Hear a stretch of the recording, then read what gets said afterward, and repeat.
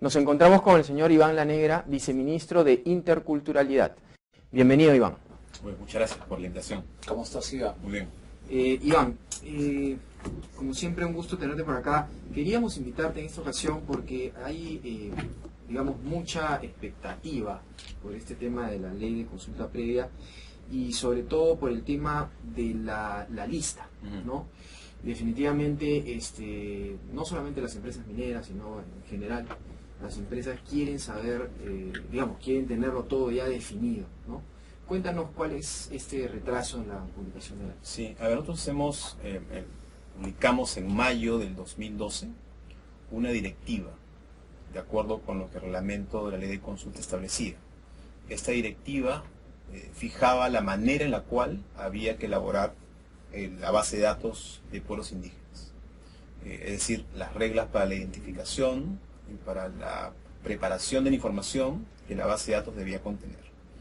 Nosotros tenemos esa directiva, como digo, ya publicada en mayo del 2012 y ha sido objeto sin duda de una discusión, tanto dentro como fuera de los actores que están involucrados en este proceso.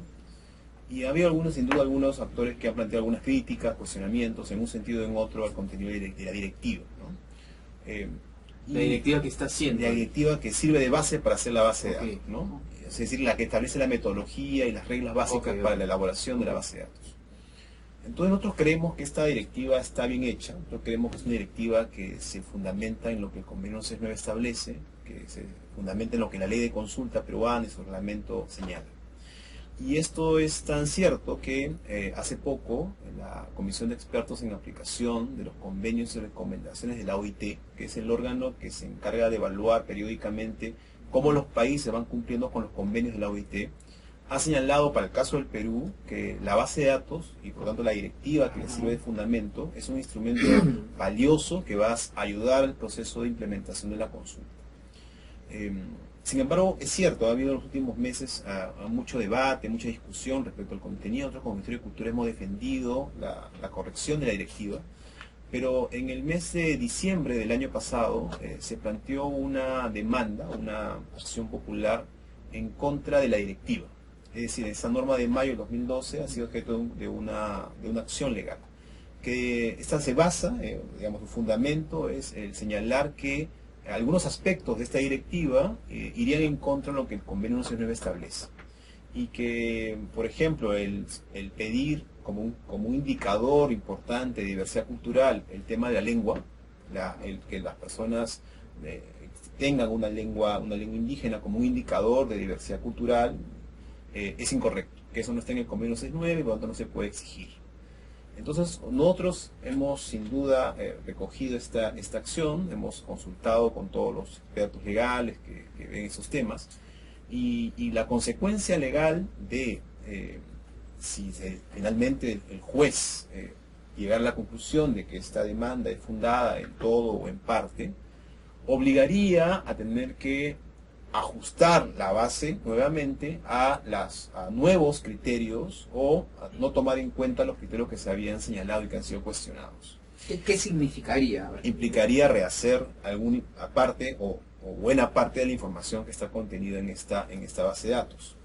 Y por lo tanto, publicar la base de datos en esas condiciones generaría mucha incertidumbre y riesgos que podría originar que luego al hacer las modificaciones tengamos que de pronto hacer cambios que podrían generar mucha incertidumbre y mucha información muy confusa en los actores que están involucrados en el tema, tanto los pueblos indígenas como parte de las autoridades gubernamentales, pero también de las empresas, que también necesitan esta información con cierta prioridad. Esta acción popular ¿ha paralizado los procesos que se vienen realizando en la actualidad, sobre todo en el sector de hidrocarburos? No lo han hecho. Otros, tanto la ley como el reglamento de consulta siguen siendo normas, igual el convenio 69, siguen siendo normas que tienen que aplicarse, que seguirán aplicando. Usaremos el caso del lote 192 que estamos trabajando en el caso de Loreto, el ex 1AB, se sigue trabajando en ese tema. Y yo creo que es un mensaje importante, ¿no? En muchas ocasiones cuando existen estas controversias respecto a temas que son a veces muy difíciles, como por ejemplo la identificación de los pueblos indígenas, hay sin duda una controversia sobre el tema, A veces es mejor que una autoridad independiente, en este caso el Poder Judicial, vea el caso, lo analice, lo resuelva, y a partir de eso va a generar mucha mayor digamos, certidumbre en los actores respecto a qué camino seguir. Si efectivamente los jueces, como confiamos, señalan que finalmente la directiva es correcta, que se guía en base a... ¿Qué fecha sería eso? No sabemos, no hay una fecha, evidentemente, no hay una fecha, digamos, pero más o menos, ¿por qué tiempo? Puede demorar varios meses, ¿no? Sin duda puede demorar varios meses. Ustedes ya han nombrado un procurador claro, del Estado, digamos, sí, en esos temas. La idea que quería cerrar era que finalmente si el juez finalmente toma una decisión favorable, esperamos a lo que nosotros hemos argumentado, entonces sin duda eso va a generar una claridad ya mucho más fuerte respecto a la aplicación directiva. Efectivamente, en el caso del Estado ya se ha designado una Procuraduría especializada, la que ve los temas constitucionales, que es parte del Ministerio de Justicia, la que ya se está encargando de la defensa en este caso. Iván, grafícanos un poco para nuestros televidentes, cómo se daría, ya aprobado esto, cómo se daría de ahora en adelante, cuáles son los pasos y cuál es la acción del gobierno, y cómo se daría este tema de la consulta previa. Sí, ya hemos, en estos meses que han pasado, ya hemos dado varios pasos importantes, ¿no? Por ejemplo, en el caso del lote 192, ya tenemos a tanto la plana gerencial de Perú Petro, que es la responsable de la consulta en ese caso, que teniendo ya reuniones directamente, sentados en la mesa con los APUs, con los dirigentes indígenas de la zona, de las federaciones y demás actores, ya empezando a conversar sobre las condiciones bajo las cuales van a continuar el proceso. Es decir, ya hay un proceso de diálogo en marcha. Y eso es muy importante, porque ya es un punto de partida de este proceso. En el caso del reglamento de la ley forestal, ya se definió que en septiembre de este año estaría iniciando el proceso ya de consulta de esta norma. Entonces, respondiendo directamente a la consulta. Entonces ya están los procesos siendo identificados, ¿no? Estamos a la espera en el caso de Perú Petro que se puedan definir cuáles van a ser los lotes que entrarían a licitación este año para poder hacer la consulta antes de la licitación, ¿no? De manera que exista, igual que el lote 192. Claro, porque no se identifica quién va a desarrollar todavía. Claro, exactamente, es previo a ese proceso. Entonces, conforme vayan estableciéndose estas ya suerte de cronograma o calendario de estas licitaciones, ya se van a empezar también ahí las consultas. En el caso de las actividades mineras, que es otro... Ahí te quería preguntar, sí. Esto es en hidrocarburos, pero por ejemplo en minería, un proyecto minero que impacte a una zona habitada por comunidades ayánicas, por así decirlo. Okay. ¿Cierto?